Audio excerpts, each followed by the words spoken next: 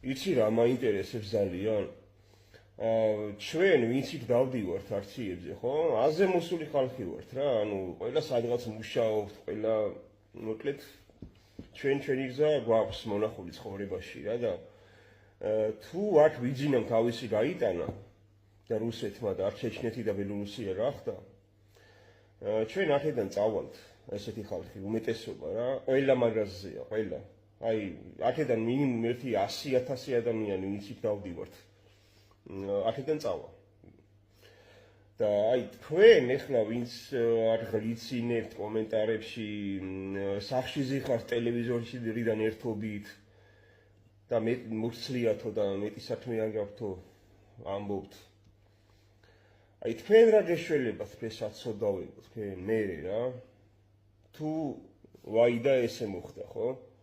აი მართლა რა გეშველება